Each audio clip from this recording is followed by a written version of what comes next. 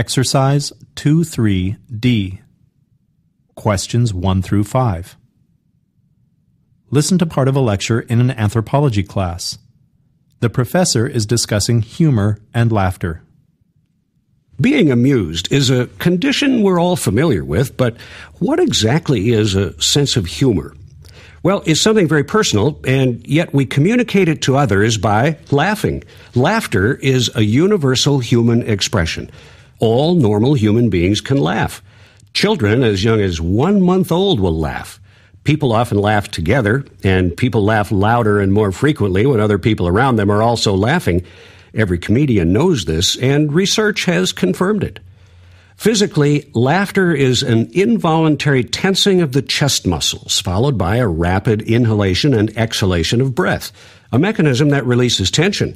For most people, a good laugh is welcome and worth looking for, because it brings pleasure and relief.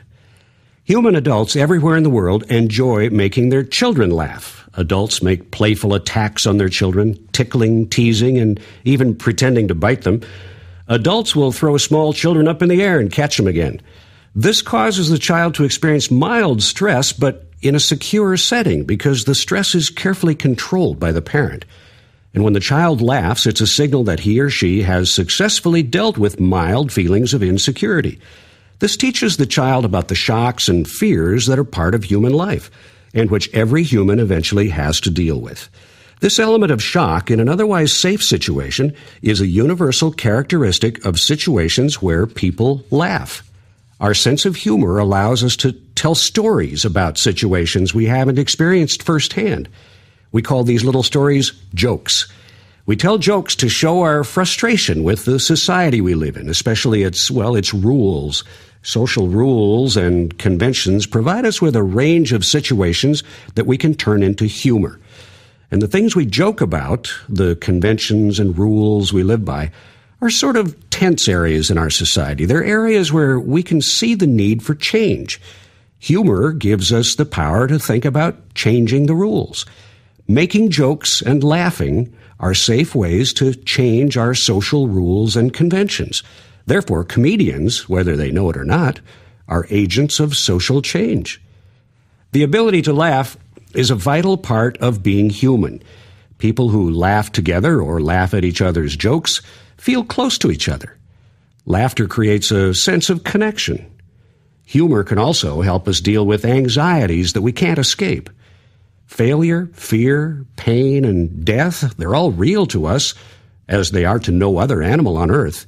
And without a sense of humor, it would be difficult for us to live with everything that we know about the world. Number 1. According to the professor, why do most people welcome laughter?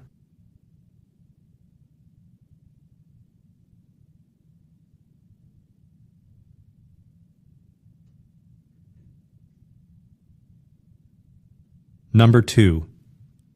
Why does the professor say this? Adults make playful attacks on their children, tickling, teasing, and even pretending to bite them. Adults will throw small children up in the air and catch them again.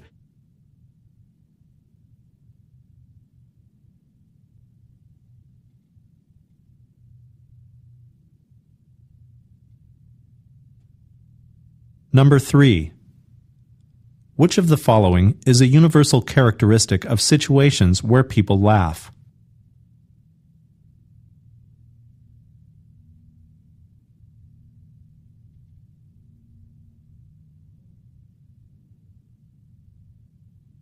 Number 4. Why does the professor talk about social rules and conventions?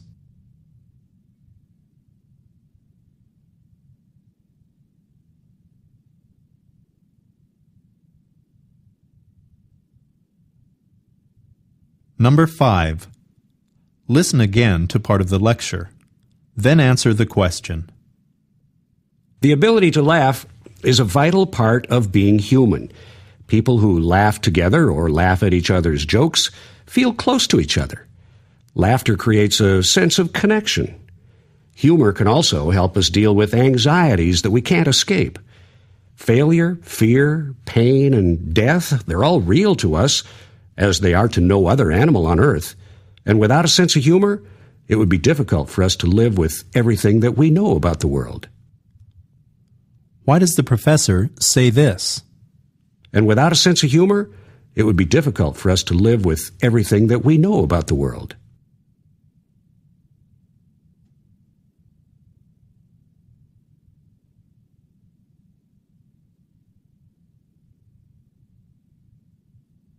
Questions 6 through 10. Listen to part of a lecture in a horticulture class. The professor is talking about roadside beautification. There's always been tension throughout our history, a kind of tension between private development and government regulation, especially when it comes to development of land for agriculture. Catherine Parr Traill, a botanist who lived in the 19th century, she predicted that the natural beauty of Canada's wilderness would disappear because of agricultural development. She wrote in 1868 that the wilderness was, quote, destined to be swept away as the onward march of civilization clears away the primeval forest and turns the waste places into fruitful field, unquote. But fortunately for us, Catherine Parr Traill's prediction turned out to be not entirely true. The Quinte Wildflower Project proves that people can come together to preserve the beauty of the wilderness. This project continues a trend to beautify North American highways that goes all the way back to the 1960s and the beginning of the Adopt a Highway programs, the programs that use volunteers to clean up the litter along roadsides. Since the 60s, beautification programs have been broadened to include the planting of native flowers and shrubs. In Canada, a lot of time and money were being spent mowing the grass on roadsides. Weeds and wildflowers alike, all were sprayed with herbicides to kill them off. Eventually, the high cost forced the government to stop spraying and mowing. Since the 1980s, Ontario has turned to volunteers and private sponsors for roadside beautification.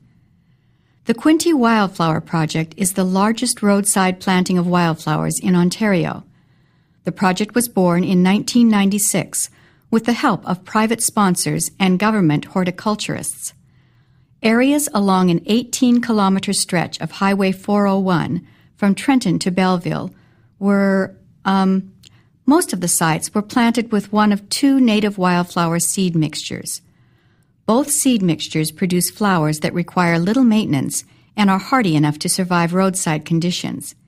Each seed mixture contains several different species, so wildflowers bloom, so there's a steady show of colors from June to October. The Quinte Wildflower Project has been a huge success. Its greatest success has been in attracting both public interest and private sponsors. It demonstrates that government and citizens can work together, that partnerships between the public and private sectors can and do work. Number 6. How does the instructor develop the topic of roadside beautification?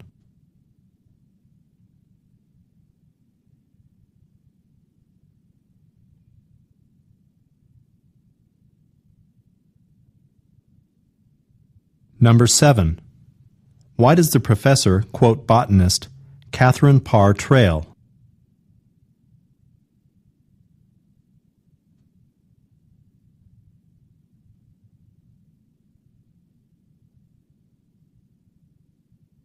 Number 8. Why does the professor mention the Adopt a Highway programs that began in the 1960s?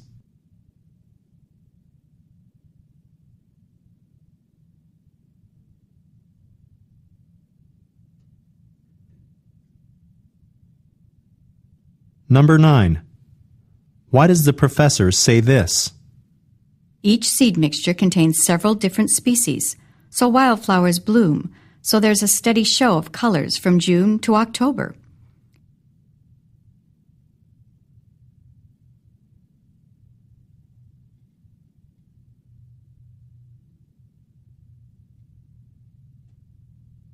Number 10. What does the professor think of partnerships between government and private citizens?